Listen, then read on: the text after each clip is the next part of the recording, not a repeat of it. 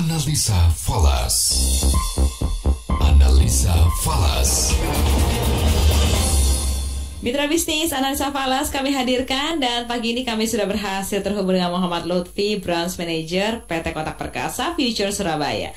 Halo, selamat pagi Pak Lutfi. Iya, selamat pagi Mbak. Oke Pak Lutfi, sebelum melihat pergerakan rupiah untuk hari ini, boleh direview dulu Pak. Untuk kemarin rupiah tetap stagnan ya di level 14.218. Apa ya, ada faktor-faktor apa saja Pak?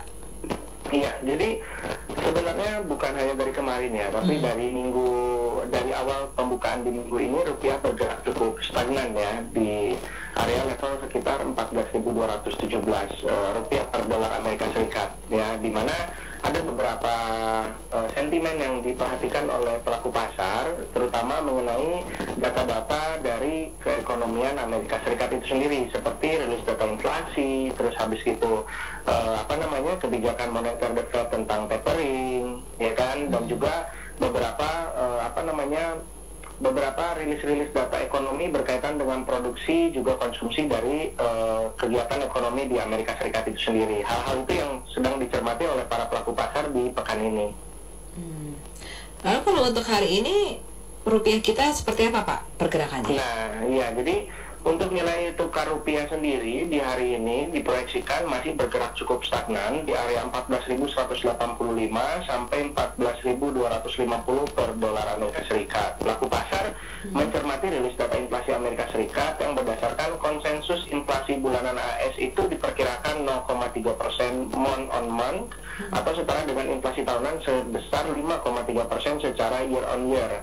Dampak dari kenaikan inflasi itu cenderung bersifat jangka pendek karena hingga saat ini The Fed pun belum memberikan pernyataan untuk respon dari inflasi yang meningkat. Selain itu, pernyataan terakhir dari The Fed sebelumnya mengatakan bahwa tingkat inflasi Amerika Serikat yang bersifat tinggi ini hanya bersifat sementara, sehingga diperkirakan The Fed belum akan mengubah kebijakan moneternya, yaitu tetap melakukan tapering off di bulan November mendatang. Nah, hal ini juga dipengaruhi oleh beberapa komponen, salah satunya adalah Consumer Price Index non bahan pangan yang diproyeksikan 0,2% secara month on month, tapi lebih tinggi dari yang sebelumnya, yaitu di 0,1% secara month on month. Selain daripada itu juga rupiah stagnan dipengaruhi oleh yang namanya kenaikan harga minyak di dunia, diperkirakan makin mengerek inflasi Amerika Serikat. Rantai distribusi membuat harga minyak terus naik, dan rilis notulen FOMC semalam pun yang mempengaruhi keputusan suku bunga juga akan dipantau oleh pelaku pasar, sehingga harga rupiah sendiri masih diperkirakan bergerak di sekitar 14.185 rupiah sampai 14.250 rupiah per dolar Amerika Serikat. Begitu Mbak. Oke, lalu kalau untuk hard currency, Pak Lutfi melihat untuk euro dan pound sterling seperti apa hari ini, Pak? Iya, untuk euro sendiri, ya, jadi euro sendiri itu sempat mengalami yang namanya penurunan ke level terendah dalam 15 bulan terakhir di area 1.1524 selama perdagangan sesi Amerika pada hari Selasa kemarin. Namun akhirnya berhasil bangkit sedikit demi sedikit dari hari Rabu hingga pembukaan hari Kamis ini. Untuk euro sendiri diperdagangkan mengarah ke 1.1600 dan sekarang berada di area sekitar 1.1592 euro USD. Bangkit dari kerendahan selama setahun di area 1.1524. Dolar AS sendiri mengalami koreksi dari posisi puncaknya selama setahun, sementara perbedaan yang berlawanan mengenai outlook kebijakan moneter antara The Fed dan ECB atau Bank of Europe sendiri menekan euro untuk sedikit turun. Lalu sedikit melemahnya dolar Amerika di tengah turunnya yield obligasi Treasury Amerika Serikat kelihatannya telah membantu pemulihan nilai euro itu sendiri, sekalipun tidak ada peningkatan minat terhadap mata uang bersama Eropa. Nah, ini juga kita harus cermati bahwa di Eropa sendiri, berakhirnya Pandemic Emergency Purchase Program tidak berarti berakhirnya kebijakan moneter yang sangat akomodatif. Sementara itu, berkebalikan dengan ECB, Presiden The Fed mengatakan bahwa perlambatan di dalam pasar tenaga kerja AS tidak akan mengganggu jadwal tapering off di bulan November mendatang dari The Fed. Secara keseluruhan, saat ini memang sulit mencari alasan potensi pergerakan bullish untuk nilai mata uang euro per USD dalam jangka pendek. Hanya saja memang euro sendiri sudah mengalami sedikit pemulihan dari nilai terendahnya di beberapa pekan yang lalu. Support terdekat itu menunggu di area 1.1573 yang apabila berhasil dilewati akan lanjut ke 1.1525 dan kemudian 1.1500. Untuk resistennya sendiri terdekat menunggu di 1.1598 yang apabila berhasil dilewati akan lanjut ke 1.1620 dan kemudian ke 1.1685. Begitu untuk euro.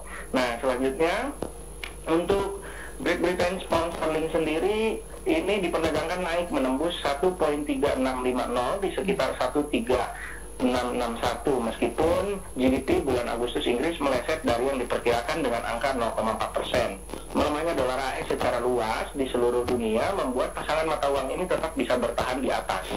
Sikap Bank of England dan hawkish sendiri berhasil mengatasi keprihatinan mengenai Brexit di tengah sentimen pasar yang berhati-hati. Dari data Inggris juga menunjukkan bahwa GDP Inggris bulan Agustus itu sebesar 0,4% secara bulanan dibandingkan dengan yang diperkirakan yaitu 0,5% dengan selisih tipis hanya kurang lebih 0,1%. Namun dari data statistik Inggris juga melaporkan bahwa industrial production dan manufacturing production kedua-duanya bertumbuh dengan kecepatan yang lebih kuat daripada yang diperkirakan. Hal ini juga yang membuat nilai Great Britain pound sterling juga cukup terangkat. Melemahnya juga dolar AS di tengah turunnya yield obligasi treasury AS kelihatannya membantu pemulihan GDP juga, terlepas dari melesetnya angka GDP Inggris bulan Agustus. Nah, pada akhir minggu nanti Bank of England akan memberikan signal bahwa kenaikan tingkat bunga sudah diambang pintu. Gubernur Bank of England juga sudah memberikan signal bahwa akan adanya memperingati potensi yang merusak dari inflasi kecuali para pembuat kebijakan mengambil langkah penyelamatan. Selain daripada itu, dari Bank of England sendiri mengatakan bahwa investor sudah benar-benar memperkirakan akan ada kenaikan tingkat bunga. Sikap Bank of England yang hawkish ini mengimbangi The Fed. Sedangkan Presiden The Fed sendiri mengatakan bahwa tetap The Fed akan melakukan yang namanya tapering off pada bulan November nanti. Nah, beberapa komponen-komponen itu akan mempengaruhi beberapa titik support, yaitu dengan support terdekat menunggu di 1.3610 yang apabila berhasil dilewati akan lanjut ke 1.3580 dan kemudian ke 1.3540. Untuk resistennya sendiri terdekat menunggu di 1.3675 yang apabila berhasil dilewati akan lanjut ke 1.3695 dan kemudian akan lanjut ke 1.3730. Begitu, Mbak. Oke, pertanyaan terakhir, Pak Lutfi, rekomendasi untuk pelaku pasar hari ini? Untuk rekomendasi pelaku pasar hari ini di beberapa nilai mata uang, untuk rupiah sendiri sebaiknya ada baiknya kita akan wait and see ya, untuk juga melihat di beberapa titik support untuk kita bisa buyback kembali, karena rupiah kemungkinan akan stagnan sampai akhir pekan ini. Untuk euro sendiri kita akan bisa untuk bisa mengambil buyback ya, karena sudah mulai terlihat adanya pemulihan meskipun euro masih tertekan.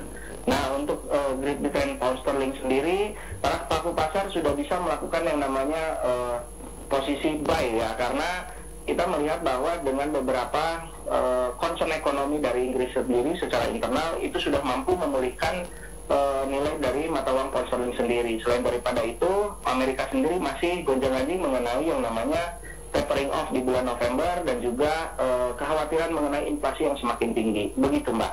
Baik, terima kasih banyak Pak Lutfi atas analisa untuk Mas FM. Sukses untuk Anda, selamat pagi. Terima kasih, Mbak. Pagi. Mitra bisnis, demikian analisa Falas bersama Muhammad Lutfi, Branch Manager PT Kotak Perkasa Future Surabaya. Saya Anita Wijaya.